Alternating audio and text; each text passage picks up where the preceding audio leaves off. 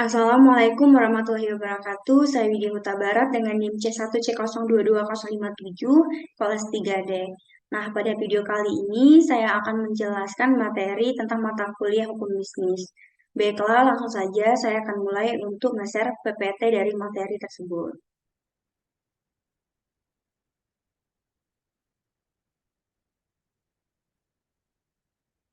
Nah, materi pertama yang akan kita bahas yaitu tentang merger, konsolidasi, akuisisi, dan kepilitan yang disusun oleh kelompok 2. Adapun pokok pembahasan pada materi kita kali ini terdiri dari dua part. Part yang pertama itu terdiri dari 3 subbab, part kedua itu terdiri dari 8 subbab. Nah, part yang pertama kita akan membahas yang A yaitu tujuan merger, konsolidasian, akuisisi, dan pemisahan. Adapun tujuannya itu yang pertama yaitu membeli produk lain atau lainers untuk melengkapi produk lain dari perusahaan yang akan mengambil alih atau menghilangkan ketergantungan perusahaan tersebut pada produk lain atau servis lain yang ada saat ini. Yang kedua yaitu memperoleh akses teknologi baru atau yang lebih canggih. Yang ketiga yaitu memperoleh pasar atau pelanggan baru dari perusahaan yang jadi objek MKA. Yang keempat yaitu memperoleh hak-hak pemasaran atau produksi dari perusahaan objek MKA. Yang kelima yaitu memperoleh kepastian atau pasokan bahan baku dengan kualitas baik selama dipasok perusahaan MKA. Yang keenam yaitu melakukan investasi atas keuangan perusahaan yang berlebihan dan tidak terpakai. Yang ketujuh yaitu mengurangi dan menghambat persaingan. Dan yang terakhir atau yang kedelapan yaitu mempertahankan kontinuitas bisnis. Nah, materi yang B yaitu pengertian merger, konsolidasian, akuisisi, dan pemisahan. Pengertian yang pertama yaitu pengertian merger. Nah, merger ini atau penggabungan usaha itu merupakan penggabungan dari dua atau lebih perusahaan dengan cara tetap melindungi berdirinya satu perusahaan dan melikuidasi perusahaan-perusahaan yang lain. Yang kedua yaitu konsolidasi. Nah, konsolidasi atau peleburan usaha ini merupakan penggabungan dari dua perusahaan atau lebih dengan cara mendirikan perusahaan baru dan melikuidasi perusahaan-perusahaan yang ada. Yang ketiga ada akuisisi. Nah, akuisisi ini merupakan pengambil alihan kepemilikan suatu perusahaan. Dan yang terakhir, ada pengertian pemisahan. Pemisahan itu adalah perbuatan hukum yang dilakukan oleh perseroan untuk memisahkan usaha yang mengakibatkan seluruh aktiva dan pasifa perseroan beralih karena hukum kepada dua perseroan atau lebih sebagai aktiva dan pasifa dua atau lebih perseroan. Nah, yang ketiga yaitu ada kelebihan dan kekurangan merger, konsolidasian, akuisisi, dan pemisahan. Nah, bisa kita lihat ini terdapat ada kolom kelebihan dan kolom kekurangan. Yang pertama, kita lihat di sini ada merger. Nah, kelebihan merger itu terdiri dari 3, yaitu yang pertama memakai nama perusahaan pengambil alih, yang kedua biaya lebih kecil, yang ketiga tidak memerlukan surat izin usaha baru. Sedangkan kekurangannya ini hanya satu, yaitu menimbulkan polemik baru. Nah, yang kedua itu ada konsolidasi. Kelebihannya terdiri dari 2.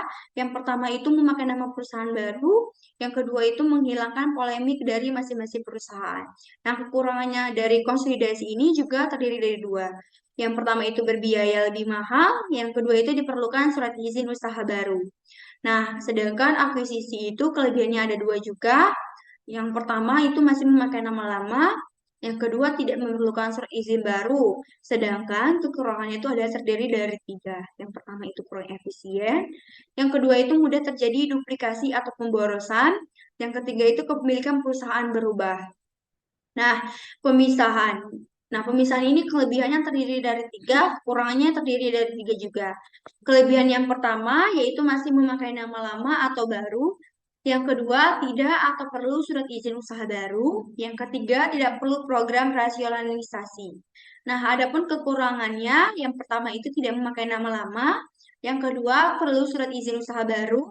Yang ketiga, perlu program rasionalisasi. Baiklah, kita masuk ke part 2, yang dimana part 2 yang A itu adalah sejarah kepailitan. Nah, pailit pada masa Hindia Belanda itu tidak dimasukkan ke dalam KUH Dagang WPK dan diatur dalam peraturan tersendiri ke dalam Faillissements Preordaining sejak tahun 1906 yang dahulu diperuntukkan bagi pedagang saja, tetapi kemudian dapat digunakan untuk golongan mana saja. Pada tahun 1997, ketika krisis ekonomi melanda Indonesia, di mana hampir seluruh sendi kehidupan perekonomian nasional rusak, termasuk dunia bisnis dan masalah keamanan investasi di Indonesia. Nah, krisis tersebut membawa makna perubahan yang sangat penting bagi perkembangan peraturan kepilotan di Indonesia selanjutnya. Pada tahun 1998, pemerintah mengeluarkan Undang-Undang Nomor 4 Tahun 1998 tentang kepilotan yang merupakan yang pertama, poin pertama itu adalah perbaikan terhadap Faillissements Preordaining pada tahun 1996. Poin yang kedua, adanya penambahan pasal yang mengatur tentang penundaan kewajiban pembayaran utang atau PKPU. Poin yang terakhir yaitu mengenal istilah pengadilan niaga di luar pengadilan umum untuk menyelesaikan sengketa bisnis.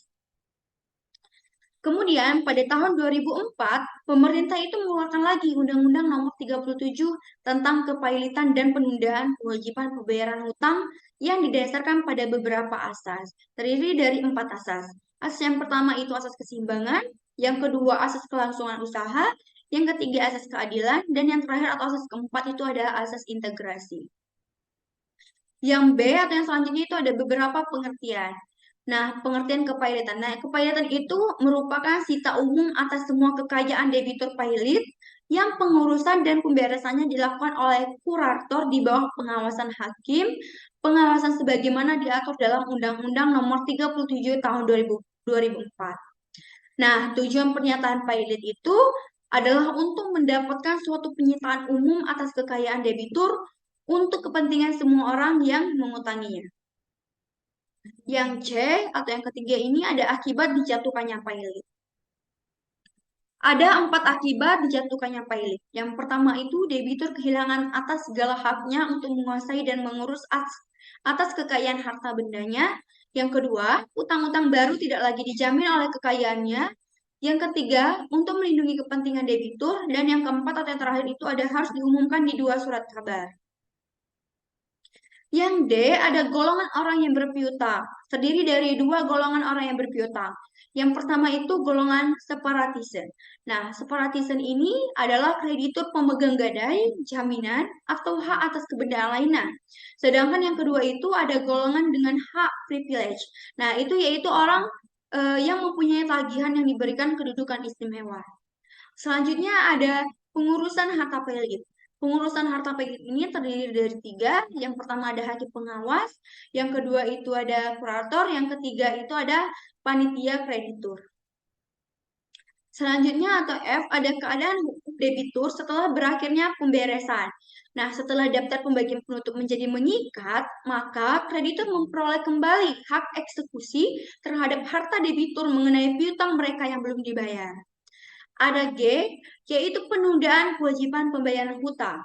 Nah, keadaan ini dapat diajukan ketika yang pertama itu harus ada persetujuan lebih setengah kreditur konkuren yang haknya diakui atau sementara diakui. Yang kedua itu ada hadir dan mewakili paling sedikit 2/3 dari tagihan yang diakui atau sementara diakui. Yang ketiga, yaitu diumumkan di dua koran atau berita negara RI. Nah, selanjutnya ada pengadilan niaga. Tugas dan fungsi pengadilan niaga ini terdiri dari 3 poin. Yang pertama itu, memeriksa dan memutuskan permohonan pernyataan pailit dan penundaan kewajiban pembayaran hutang. Yang kedua, ada berwenang memeriksa dan memutuskan perkara lain di bidang perniagaan. Yang ketiga itu ada prosedur yang diterapkan lebih cepat dalam hal yang pertama itu adalah perkara selesai dalam 30 hari, yang kedua itu tidak ada banding, dan yang terakhir itu dimungkinkan diajukan peninjauan kembali atau PK. Nah, kita lanjut ke materi yang selanjutnya, materi paten yang disusun oleh kelompok 3.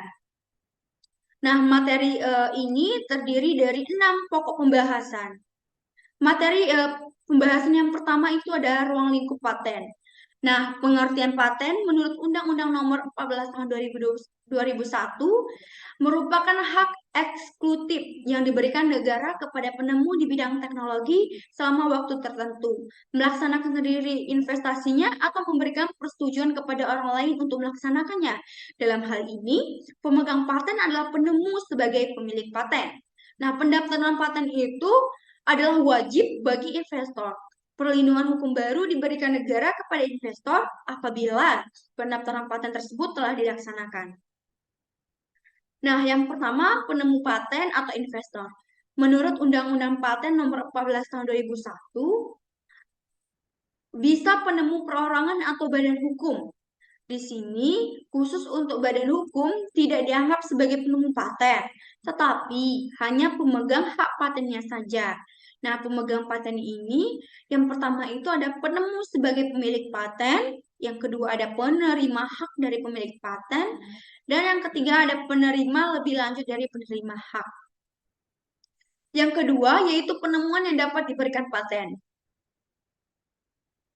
Menurut pasal 2 dan 3 Undang-Undang Nomor 14 Tahun 2001, penemuan yang bisa diberikan paten harus memenuhi kriteria. Ada 3 kriteria nih yang harus dipenuhi agar paten itu bisa diberikan. Yang pertama itu ada penemuan baru, yang kedua mengandung langkah inventif, yang ketiga itu dapat diterapkan dalam bidang industri. Yang ketiga yaitu penemuan yang tidak dapat diberikan paten. Nah, menurut pasal 7 Undang-Undang Nomor 14 Tahun 2001, penemuan yang tidak diberikan paten itu yang pertama, proses atau hasil produksi yang bertentangan dengan undang-undang, ketertiban umum, agama, atau kesusilaan. Yang kedua, yaitu metode pemeriksaan, perawatan, pengobatan, dan pembedahan. Yang ketiga, ada teori metode bidang ilmu pengetahuan atau semua makhluk hidup kecuali jasad benih. Yang terakhir, ada proses biologis yang esensial kecuali proses non-biologis atau proses mikrobiologis. Yang keempat, ada penemuan tidak dianggap telah ditemukan. Menurut pasal 4 Undang-Undang Nomor 14 Tahun 2001, penemuan yang tidak dianggap telah diumumkan jika 6 bulan sebelum permintaan paten diajukan. Yang pertama, penemuan tersebut dipertunjukkan dalam suatu pameran internasional di Indonesia atau di luar negeri yang resmi. Yang kedua, diakui secara resmi. Yang ketiga, dalam suatu pameran nasional di Indonesia yang resmi atau diakui sebagai resmi. Dan yang terakhir, ada penemuan dalam rangka percobaan dengan tujuan penelitian dan pengembangan. Nah, selanjutnya atau yang kelima ada jangka waktu paten. Menurut ketentuan Undang-Undang Nomor 14 Tahun 2001, jangka waktu berlakunya suatu paten itu yang pertama, paten diberikan untuk jangka waktu 20 tahun sejak tanggal penerimaan dan tidak dapat diperpanjang lagi. Yang kedua, untuk paten sederhana jangka waktu adalah 10 tahun sejak tanggal penerimaan dan tidak dapat diperpanjang lagi. Sebab selanjutnya ada permohonan paten. Nah, permohonan paten itu diatur dalam pasal 20 sampai dengan 41 Undang-Undang Nomor 14 Tahun 2001. Selanjutnya ada C, pengalihan dan lisensi paten. Nah, di Indonesia, pemegang paten wajib melaksanakan. Namun, tetap diberikan pengecualian jika pelaksanaan paten tersebut secara ekonomi hanya layak bila dibuat dengan skala regional yang disetujui Direktorat Jenderal Paten Departemen Hukum dan HAM. Nah, pasal 66 sampai dengan pasal 87 Undang-Undang Nomor 14 Tahun 2001 mengatur tentang pengalihan dan lisensi paten. Selanjutnya atau yang D ada pembatalan paten. Nah, pembatalan paten ini diatur dalam pasal 88 sampai dengan pasal 98 Undang-Undang Nomor 14 Tahun 2001. Selanjutnya ada E, paten sederhana. Badan sederhana diatur dalam pasal 104 sampai dengan pasal 109 Undang-Undang Nomor 14 Tahun 2001 yang dapat diberikan paten sederhana. Yang pertama, hanya untuk investasi. Yang kedua, investasi berupa produk kasat mata yang memiliki kualitas sederhana. Yang ketiga, permohonan pemeriksaan substantif. Yang keempat, ada paten sederhana tidak dapat dimintai lisensi wajib. Ada F, yaitu PCT dan TRIPS. Nah, Patent Compression Treaty atau PCT itu merupakan traktat internasional kerjasama paten yang bertujuan untuk melaksanakan kemajuan ilmu pengetahuan dan teknologi. Perlindungan hukum terdapat setiap investasi. Nah, kita lanjut ke bab berikutnya, ada merek dan indikasi geografis yang disusun oleh kelompok 4. Yang pertama yang akan kita bahas ada ruang lingkup merek. Nah, merek atau mark dalam bahasa Belanda atau brand dalam bahasa Inggris itu diatur dalam Undang-Undang Nomor 15 Tahun 2001 yang merupakan perbaikan dan penyempurnaan dari Undang-Undang Nomor 14 Tahun 1997 dan Undang-Undang Nomor 19 Tahun 1992. Nah, penyempurnaan dari undang-undang sebelumnya yang menonjol antara lain menyangkut proses penyelesaian permohonan berkenan dengan hak prioritas perlindungan terhadap merek dagang dan merek jasa, dan juga perlindungan terhadap indikasi geografis selain perlindungan terhadap indikasi asal. Selanjutnya, mengingat merek merupakan bagian dari kegiatan perekonomian atau bisnis penyelesaian sengketa merek, pun memerlukan peradilan khusus, yaitu peradilan niaga. Sejak di Indonesia meratifikasikan perjanjian WTO dan TRIPS, yang merupakan lampirannya Indonesia harus tunduk kepada aturan yang bersifat global tersebut, Undang-Undang Nomor 15 Tahun 2001 merupakan bagian dari penyempurnaan itu, ditambah dengan Kapres Nomor 17 Tahun 1997. Indonesia telah mengesahkan Mark Law Trade atau TLT yang merupakan perjanjian internasional menyangkut penyederhanaan dan pengharmonisasian prosedur administrasi dalam kaitannya dengan aplikasi nasional dan perlindungan merek. Nah, yang pertama itu yang akan kita bahas yaitu pengertian merek. Nah, beberapa pengertian menurut pasal 1 Undang-Undang Nomor 15 Tahun 2001. Yang pertama itu ada merek, merek dagang, merek jasa, dan yang dia itu ada merek kolektif. 2. Hak merek. Hak merek itu adalah hak eksklusif yang diberikan negara kepada pemilik merek yang terdaftar dalam daftar merek untuk jangka waktu tertentu, memakai sendiri merek tersebut, atau memberi izin kepada seseorang atau beberapa orang secara bersama-sama atau badan hukum untuk menggunakannya. Itu terdapat dalam pasal 3. Selanjutnya, ada B, permohonan pendaftaran merek. Penolakan permohonan pendaftaran merek menurut pasal 5 Undang-Undang Nomor 15 Tahun 2001, merek tidak dapat didaftar apabila merek-merek tersebut mengandung salah satu unsur. Unsur yang pertama itu ada bertentangan dengan peraturan dan perundang-undangan yang berlaku, moralitas agama, kesusilaan, atau ketertiban umum. Yang kedua itu ada tidak memiliki daya pembeda. Yang ketiga itu telah menjadi milik umum. D, atau yang terakhir itu merupakan keterangan atau berkaitan dengan barang atau jasa yang dimohonkan pendaftarnya. Nah, penolakan permohonan pendaftaran merek menurut pasal 5 Undang-Undang Nomor 15 Tahun 2001 ini, merek tidak dapat didaftar apabila merek-merek tersebut mengandung salah satu unsur. Yang pertama, yaitu memiliki unsur bertentangan dengan peraturan perundang-undangan yang berlaku, moralitas agama, kesusilaan atau ketertiban umum. Yang kedua itu tidak memiliki daya pembeda. Yang ketiga itu telah menjadi milik umum. Dan yang terakhir itu merupakan keterangan atau berkaitan dengan barang atau jasa yang dimohonkan pendaftarnya. Yang kedua ada syarat dan tata cara permohonan merek. Syarat dan tata cara permohonan merek menurut pasal 7 Undang-Undang Nomor 15 Tahun 2001, yang pertama, permohonan diajukan dalam bahasa Indonesia untuk merek bahasa asing atau dalamnya terdapat huruf selain huruf Latin, wajib disertai terjemahannya dalam bahasa Indonesia. Yang kedua, permohonan ditandatangani pemohon atau kuasanya dengan dilampiri bukti pembayaran biaya. Yang ketiga, ada permohonan untuk 2 kelas barang atau lebih atau jasa dapat diajukan dalam satu permohonan yang diatur dengan peraturan pemerintah. Yang ketiga, permohonan pendaftaran merek dengan hak prioritas pemohon harus diajukan dalam waktu 6 bulan terhitung sejak tanggal penerimaan permohonan pendaftaran merek yang pertama kali diterima di negara lain yang merupakan anggota dari WTO. Yang C yaitu pendaftaran merek. Yang pertama, merek yang tidak dapat didaftarkan dan ditolak. Pada pasal 20 Undang-Undang Merek ini mengatur tentang merek yang tidak dapat didaftar dan ditolak. Merek tidak dapat didaftar jika bertentangan dengan ideologi negara, peraturan perundang-undangan, moralitas, agama, kesusilaan, atau ketertiban umum. Ketentuan yang mengatur tentang merek yang tidak dapat didaftarkan dan merek yang ditolak selanjutnya adalah pasal 21 Undang-Undang Merek dan pasal 22 Undang-Undang Merek. Yang kedua, ada pemeriksaan substantif merek. Nah, pemeriksaan substantif merek ini adalah pemeriksaan yang dilakukan oleh pemeriksa terhadap pemohon pendaftaran merek. Segala keberatan dan atau sanggahan sebagaimana dimaksud dalam pasal 16 dan pasal 17 menjadi pertimbangan dalam pemeriksaan substantif. Selanjutnya, yang ketiga ada perbaikan sertifikat. Pada pasal 27 Undang-Undang Merek ini mengatur mengenai perbaikan sertifikat. Pemilik merek terdaftar atau kuasanya dapat mengajukan permohonan perbaikan secara tertulis kepada Menteri dalam hal terdapat kesalahan sertifikat merek sebagaimana dimaksud dalam pasal 25 tanpa dikenai biaya. Dalam hal kesalahan sertifikat merek ini disebabkan oleh kesalahan pemohon dalam mengajukan permohonan pendaftaran merek. Perbaikan sertifikat merek dikenai biaya.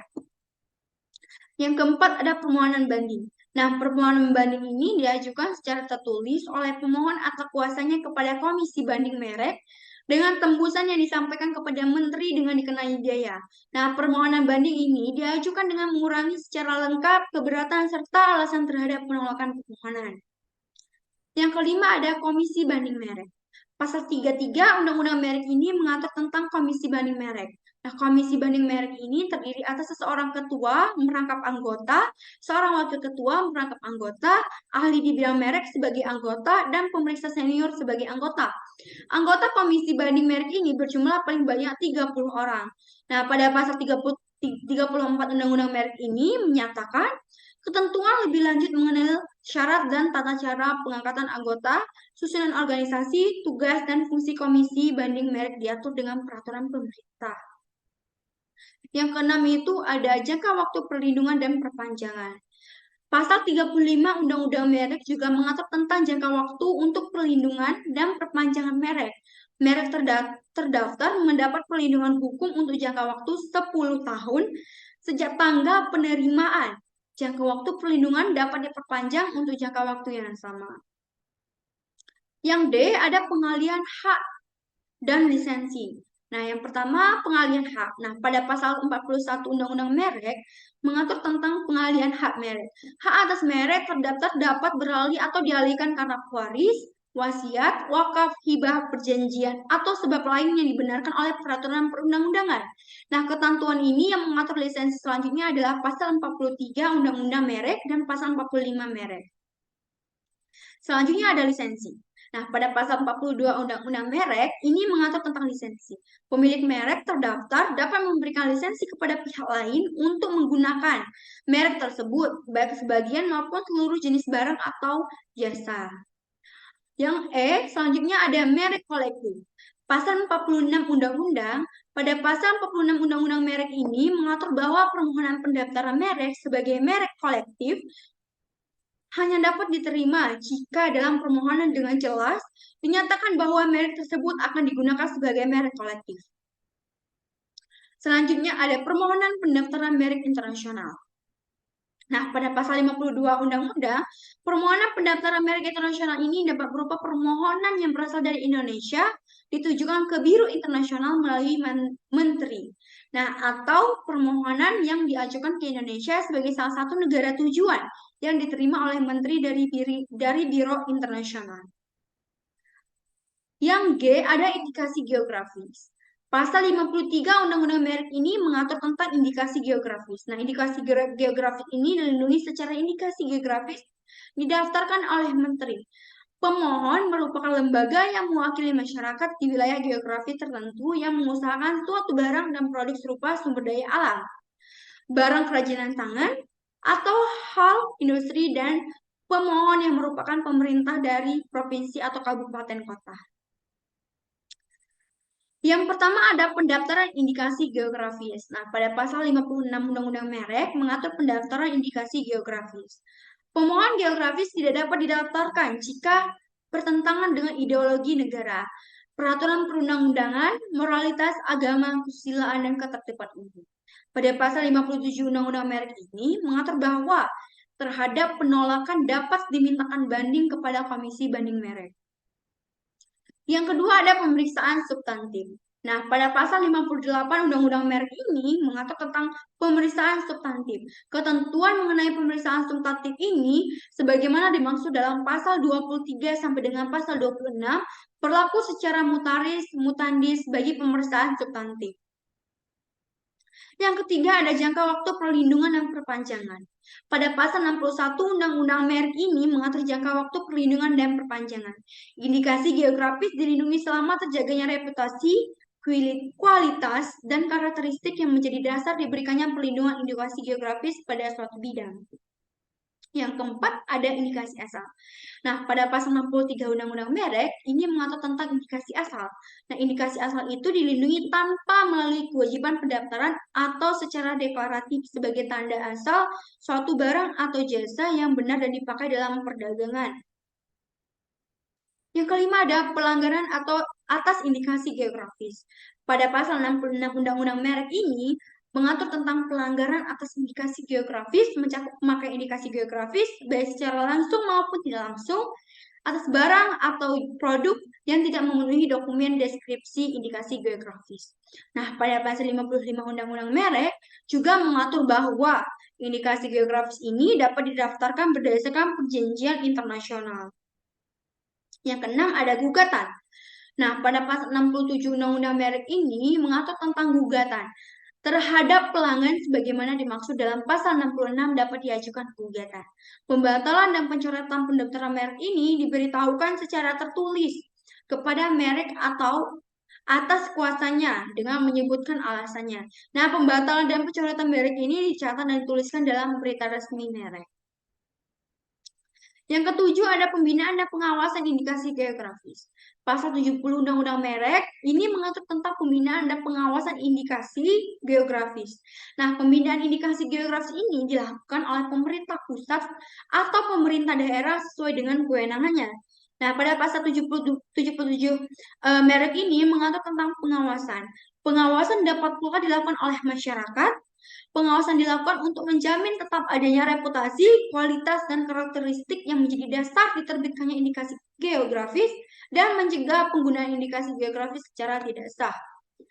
Nah, selanjutnya ada H, penghapusan dan pembatalan pendaftaran merek. Yang pertama itu ada penghapusan.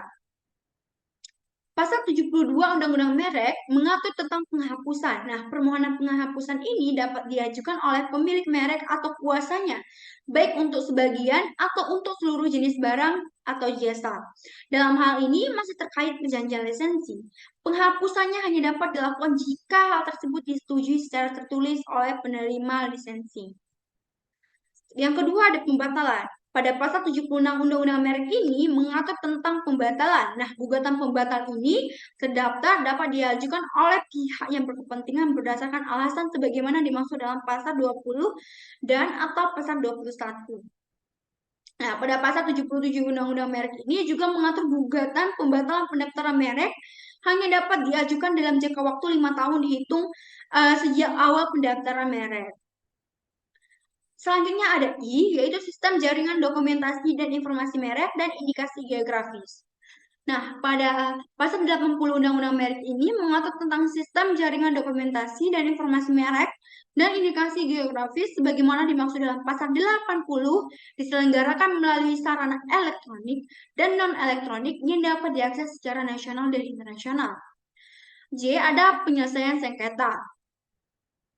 Nah, yang pertama, ada gugatan atas pelanggaran merek. Nah, pemilik merek terdaftar itu dapat mengajukan gugatan terhadap pihak lainnya secara tanpa hak menggunakan merek mempunyai persamaan pada pokoknya atau keseluruhan.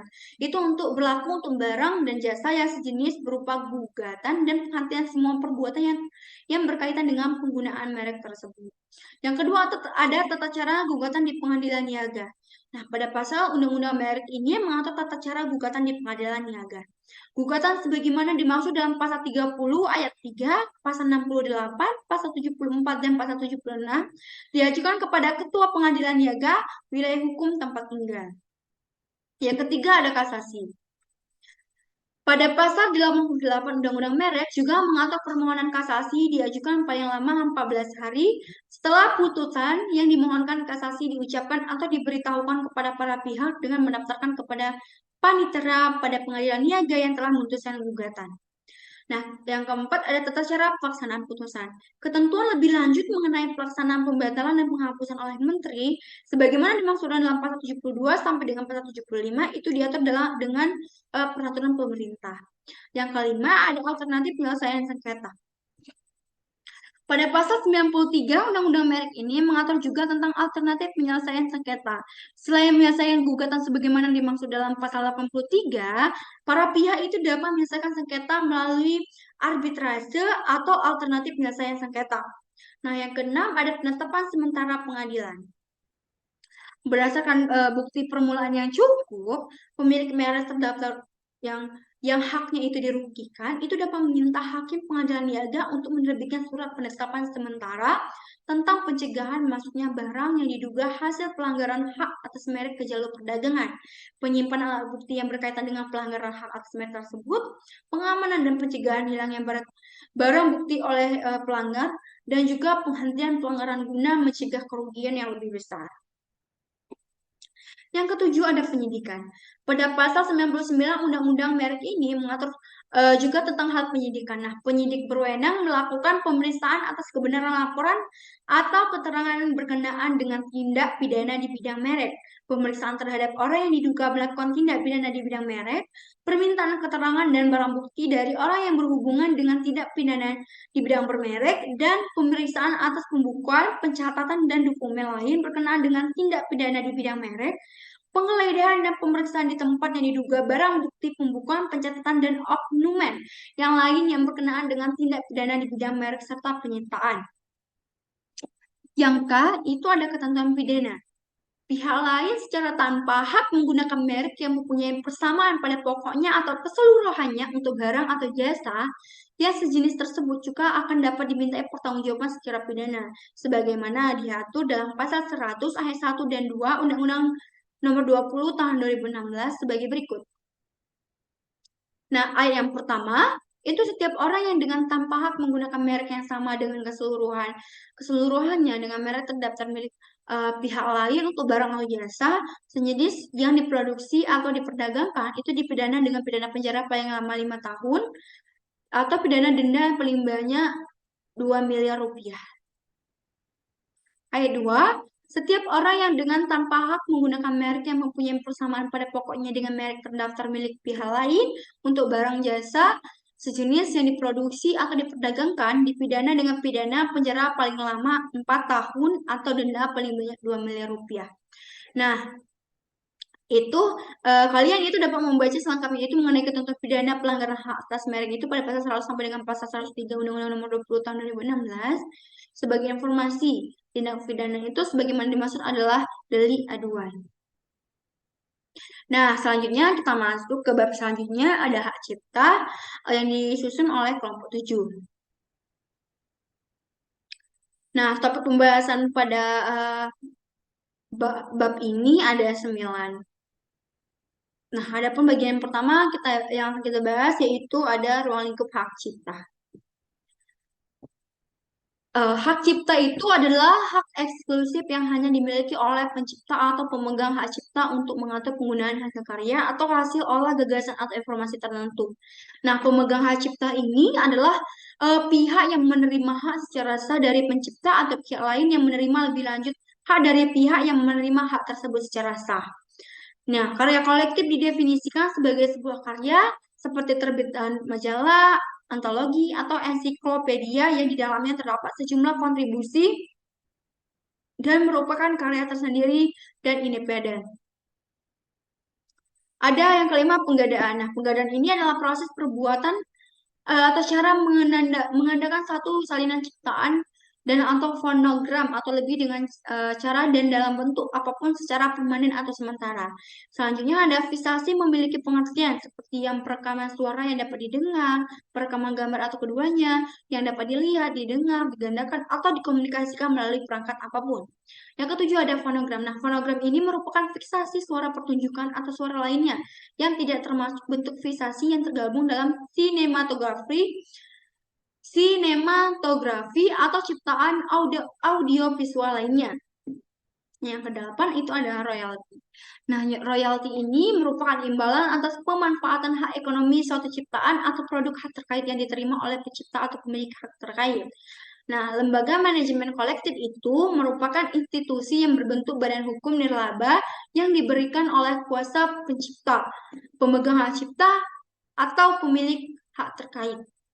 Yang 10 itu ada pembajakan. Pembajakan itu sendiri merupakan penggadaan ciptaan atau produk hak terkait secara tidak sah dan pendistribusian barang hasil penggadaan yang dimaksud itu dilakukan secara luas untuk memperoleh keuntungan ekonomi. Yang ke-11 ada penggunaan secara komersial. Nah, penggunaan secara komersial ini merupakan pemanfaatan ciptaan atau produk hak terkait dengan tujuan untuk memperoleh keuntungan ekonomi dari berbagai sumber atau berbayar. Yang kedua ada fungsi dan sifat hak cipta. Nah, ciptaan yang pertama itu ada fungsi dan hak ciptaan dalam hubungan dinas. Yang pertama itu ada hasil ciptaan dalam hubungan dinas dengan pihak lain itu di tempat kerja dimiliki oleh penciptanya kecuali ada perjanjian lain. Kemudian ada hak pencipta tetap berlanjut atau tetap berlaku jika penggunaan ciptaan tersebut melebihi hubungan dinas. Yang kedua itu ada badan hukum sebagai pemilik hak cipta. Yang pertama itu, badan hukum dapat dianggap sebagai pemilik hak cipta jika mereka mengumumkan ciptaannya tanpa menyebut penciptanya. Yang kedua, hak ini berlaku selama 50 tahun sejak pertama kali diumumkan. Yang ketiga, hak cipta atas potret. Nah, potret tanpa izin tidak boleh diumumkan jika bertentangan dengan kepentingan yang wajar dari orang yang dipotret. Yang kedua, potret yang memuat dua orang atau lebih memerlukan izin dari semua yang terlibat. Yang ketiga, perlindungan hak cipta untuk potret itu berlaku selama 50 tahun sejak pertama kali diumumkan. Yang ketiga ada hak ekonomi dan hak moral. Hak moral itu merupakan hak yang melindungi pribadi atau reputasi pencipta dan melekat dalam diri seorang pencipta. Nah, hak moral ini tidak dapat dipisahkan dari penciptanya karena bersifat pribadi dan kekal. Nah, hak moral ini diatur dalam Undang-Undang Nomor 28 Tahun 2014 pada pasal 5 hingga pasal 7. Hak ekonomi adalah hak untuk mendapatkan manfaat ekonomi atas ciptaan serta produk hak terkait. Bagian selanjutnya, bagian 4 itu ada hak terkait. Nah, hak terkait adalah hak yang berkaitan dengan hak cipta yang merupakan hak eksklusif bagi pelaku pertunjukan, produser fonogram, atau lembaga penyiaran. Yang kelima, ada ciptaan derivatif. Nah, derivatif ini merupakan suatu kontrak keuangan yang terjadi antara dua pihak atau lebih dari dua untuk memenuhi suatu perjanjian atas penjualan atau pembelian aset maupun komoditas tertentu. Bagian yang keenam, ada pendaftaran hak cipta. Nah, di sini ada tata cara pendaftaran hak cipta. Pencatatan ciptaan dapat diajukan secara elektronik maupun non-elektronik dengan permohonan secara tertulis kepada menteri. Menyertakan contoh ciptaan, melampirkan surat pernyataan kepemilikan ciptaan, lalu membayar biaya pendaftaran atau pencatatan. Nah, pendaftaran hak cipta melalui sistem elektronik. Ini adalah ada 10 tahapan ya, 10 tahapan pendaftaran hak cipta melalui sistem elektronik. Yang pertama itu ada masuk ke situs hak cipta, kemudian ada lakukan registrasi akun, lengkapi data-data, dan pendapatan password dan username. Yang ketiga itu login, menggunakan username dan password yang telah diterima tadi. Kemudian ada pilih pengajuan pencatatan digital. Yang kelima ada isi seluruh formulir.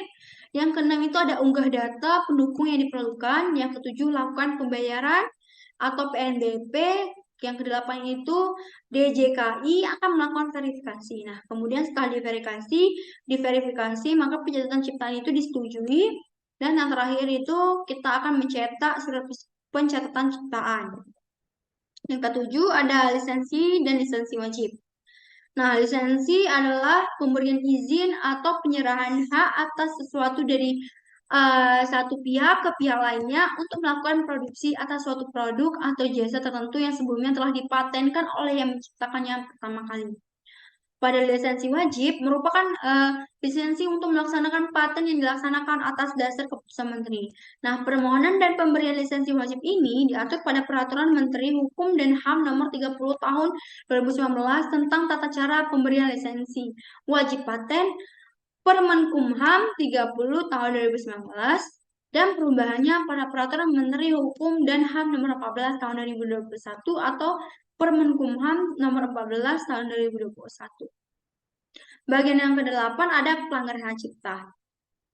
Nah, poin yang pertama itu ada masalah pembuktian dalam pelanggaran hak cipta. Terdiri dari 2 poin lagi. Yang pertama itu plagiarisme sudah dibuktikan secara langsung. Yang kedua itu pelanggaran hak cipta sering terjadi dalam 2 tahap, peniruan dan ketidakizinan. Poin yang kedua itu ada doktrin pemakaian yang layak atau fair use. Nah, di Amerika Serikat itu doktrin fair use ini digunakan untuk tidak mengkategorikan sebagai pelanggaran hak cipta. Nah, beberapa variabel itu digunakan untuk menentukan fair use, termasuk tujuan pemakaian, seperti hak cipta, porsi yang ditiru, pengaruh ekonomis, dan alasan terdakwa. Yang selanjutnya itu ada sifat pekerjaan dalam doktrin of fair use. Nah, yang ada terdiri dari 2 poin. Yang pertama itu ada faktor ekonomi dan potensi pengaruh ekonomi menjadi penentu dalam doktrin fair use. Yang kedua itu ada hubungan sifat pekerjaan dengan faktor ekonomi mempengaruhi penentuan fair use. Bagian yang ke-9 ada ketentuan pidana.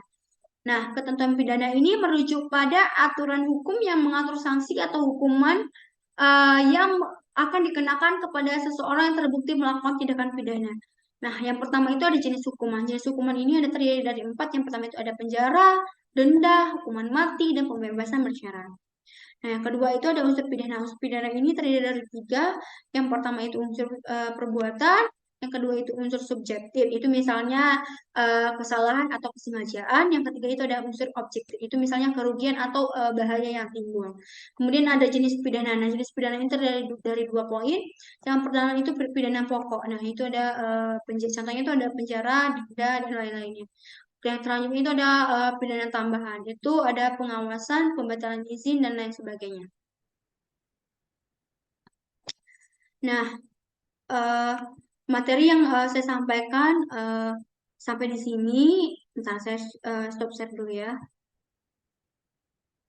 Nah, mungkin itu saja materi yang dapat saya sampaikan tentang mata kuliah hukum bisnis.